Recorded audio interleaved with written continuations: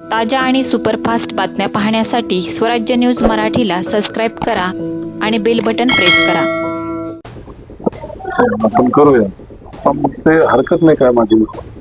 मी विचारलो नाही की कुणाची काय विरोध आहे किंवा त्यांनी मला काय सांगितलं नाही, कुठल्या अटी शर्ती नाही.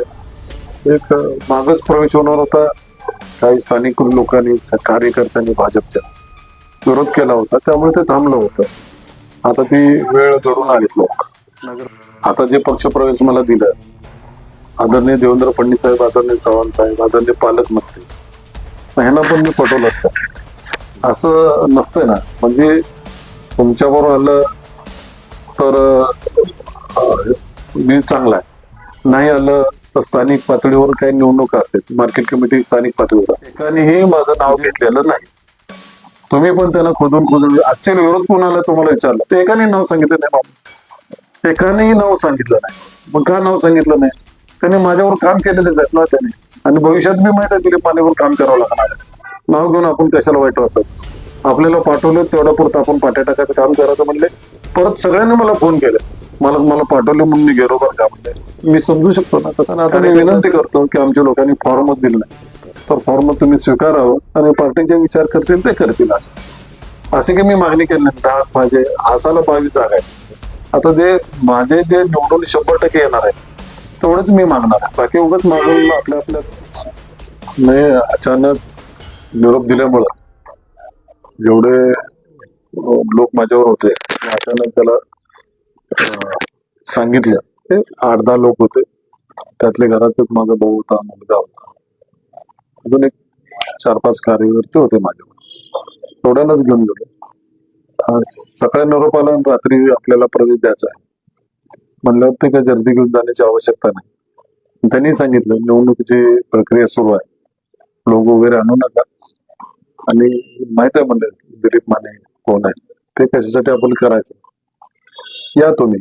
मग आम्ही आपले जेवढे जमते तेवढं कार्यकर्ते घेतले आणि गेले. महानगरपालिका असू दे किंवा जिल्हा परिषद असू दे, पंचायत समिती असू दे, अदर कुठल्या निवडणूक असेल, पदवीधर शिक्षक मतदारसंघ, कुठल्याही निवडणूक असू दे.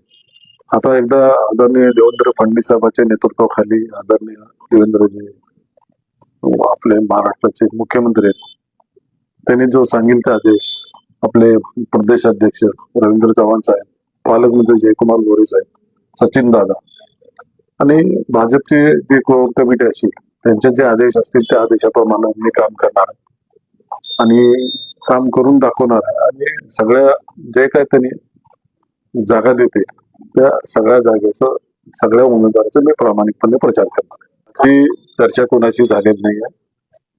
मला प्रदेशाध्यक्ष त्याविषयी पक्ष कार्यालयात आदरणीय रवींद्र चव्हाण साहेब, आदरणीय बावनकुळे साहेब, आदरणीय सचिन दादा, त्यांनी म्हणले आता पक्षाचा आपला प्रवेश आहे आणि आपण करूया, पण ते हरकत नाही काय माझी.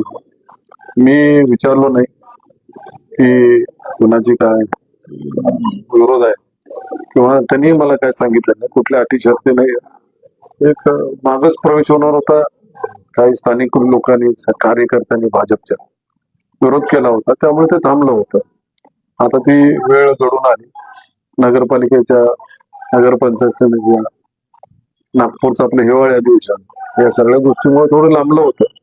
पण आज त्यांनी पार्टीने निर्णय घेतला, त्यामुळं माझा पक्षप्रवेश दिला. त्याबद्दल बीजेपीच्या सर्व सहकाऱ्यांचे मी आभारी आहे. आता त्यांना विरोध कशासाठी होता, काय होता त्यांनाच माहिती, म्हणजे कशासाठी विरोध केला ते त्यांनाच माहिती. मी काय त्याला प्रतिक्रिया दिली नाही, मी किंवा माझी रिॲक्शन दिलेली नाही.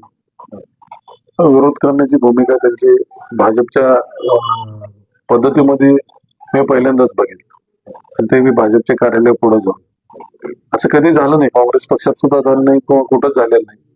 पण केले असतील, पण पक्षश्रेष्ठीने माझी दखल घेतली की जरी विरोध केला असला किंवा विरोध झाला असेल तरी मला प्रवेश दिला. तर काय विरोध थोड्या काळापुरता असतो, जेव्हा पक्षाने प्रवेश दिला म्हणजे सगळं व्यवस्थितपणे होईल असं मला वाटतंय. मग मी आता कोणाला घेतलं, आता जे पक्ष प्रवेश मला दिलं, आदरणीय देवेंद्र फडणवीस साहेब, आदरणीय चव्हाण साहेब, आदरणीय पालकमंत्री, ह्यांना पण मी पटवलं असतं. असं नसतंय ना, म्हणजे तुमच्याबरोबर आलं तर मी चांगला आहे, नाही आलं तर स्थानिक पातळीवर काही निवडणुका असतात, मार्केट कमिटी स्थानिक पातळीवर असते. विजय मालक तर त्यावेळेला पालकमंत्री होते, आमदार होते. मी त्यांच्यावर गेलो का त्यांनी माझ्यावर आले, मी त्यांच्याबरोबर गेलो. आणि सचिन दादा हे मुख्यमंत्र्यांच्या जवळचे, ही दुसरी टर्म त्यांची आमदारकीची, त्यांना निवडणुकी जिंकायची होती. मग मी त्यांच्याशी अप्रोच झालो. त्याने म्हणले काय हरकत नाही, या म्हणले. असा विषयच नाही ना पटवणं बिटवणं. मग मी आता जी प्रक्रिया घडली, एवढा मला विरोध असताना सुद्धा माननीय देवेंद्र फडणवीस साहेबांनी असू दे, रवींद्र चव्हाण साहेब असू दे, बावनकुळे असू दे, त्यांनी ठरवलेच असतील ना काय तर. मग त्यांना मी पटवलंच मनाचं. मग मला एवढे भाजप लोक एवढे लवकर पटत असतील, मला काय त्यांच्या पटाला काय हरकत आहे, मी पण पटतो त्यांना. असं काय विषय नाही ना त्याला. असं ज्याने असं त्या संस्कृतीमध्ये मी त्यांना पटवायला कुठं कमी पडलो मला माहित नाही. म्हणजे आता मी पटवायचं नाही. कार्य असतं माणसाचं, सर्वसामान्य कार्य करता येईल ना. मला पद आहे ना, कुठल्या संघटनेत काम करतो. गोरगरिबाच्या लोकांचे, जनतेच्या लोकांचे रोज मी भेटत असतो, गाठ पडत असतो. रोजच मी जनतेत आहे, लोकांत आहे. मी सर्वसामान्य एक गरीब कार्यकर्ता आहे. माझं कोण ऐकत तिथं असं. आपण जनताच माझी असते, मी जनतेच्या लोकात असतो. लोक माझं सत्तेत असू दे किंवा नसू दे, मी काम करण्याची पद्धत असते. मी सातत्याने मागची 10 वर्ष झाली सत्तेत नाही, आमदार नाही, तरी पण माझ्याकडे लोक येतात, मी काम करण्याचा प्रयत्न करतो. आता लोकांना खरं बोललेलं आवडतंय आणि थोड्या दिवसांनी खरंच हे मान्यच करावं लागतं. म्हणून मी माझं काम करत असतो. म्हणून पार्टीने सुद्धा विचार केला असतील, त्यांनी असं घेत नाहीत ना पार्टी. म्हणजे एवढा विरोध घेऊन दिलीप मानेला प्रवेश द्यायचा कधीच त्यांनी टाळू शकले असते. पार्टी पण विचार केला असेल, त्यांचा सर्वे असेल, इथली ती संघटना असेल, ते सगळे फीडबॅक देत असतील ना. अहो दिलीप मानेला घेतलं तर आपला कुठं फायदा होतो, पार्टीला फायदा करून घ्यायचा आहे. पार्टी मी एक सर्वसामान्य, माझा फायदा किती होणार, 1% होते 2% होतो, मी फायद्यातलाच आहे, तोट्यातला नाही ना ते. पण मला पार्टीनं दिला प्रवेश आणि ते पटापटीचा काय विषय. आता ते ज्याला पटवलं त्याला पण त्यांनी विचारायला पाहिजे, तुम्हाला कसं पटेल आम्हाला सांगा म्हणून. त्यांची नाराजी काय, ते काय खूप मोठे कार्यकर्ते नव्हते ते, त्यांना कोणतं असं भिडवून टाकलेलं होतं. ते काय मीच त्यांना काही जणांना तिकीट दिले होते, काय ग्रामपंचायतला दिले होते, ह्याला दिले तरी पण पडले नाही. आणि ते लोक आता त्यांना वाईट वाटलं ना, परत आता दिलीप मानेच्या खाली काम करावं लागणार असं त्यांना वाटत असेल. पण काय ते अतिशय किरकोळ कार्यकर्ते होते आणि ते काय मी लय मनावर घेतलं नाही, त्याची प्रतिक्रिया पण दिली नाही. आज मी सांगतो त्यांना, असं कोणी बोलू शकतं ना त्याला काय. आणि कोणीही त्या ह्याच्यामध्ये विरोध फक्त दर्शवला, एकानेही माझं नाव घेतलेलं नाही. तुम्ही पण त्याला खोदून ऍक्च्युअली विरोध कोणाला तुम्हाला विचारलं, तर एकाने नाव सांगितलं नाही मला, एकानेही नाव सांगितलं नाही. मग का नाव सांगितलं नाही, त्याने माझ्यावर काम केलेलेच आहेत ना त्याने, आणि भविष्यात मी माहिती आहे दिलीप मानेवर काम करावं लागणार. नाव घेऊन आपण कशाला वाईट वाचायचं. आपल्याला पाठवलं तेवढ्या पुरतं आपण पाट्या टाकायचं काम करायचं म्हणले. परत सगळ्यांनी मला फोन केले, मला पाठवले म्हणून मी गेलो बरं का म्हणले. मी समजू शकतो ना, तसं कार्यकर्त्याचं थोडी अडचण असते.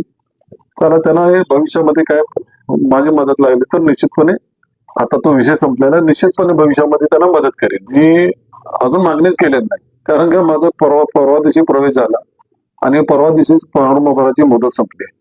मी रोहिणीताईंना भेटलो, त्यांना माझे आपल्या शहराचे अध्यक्ष, माझं काम आहे, त्यांनी मला प्रवेश दिला.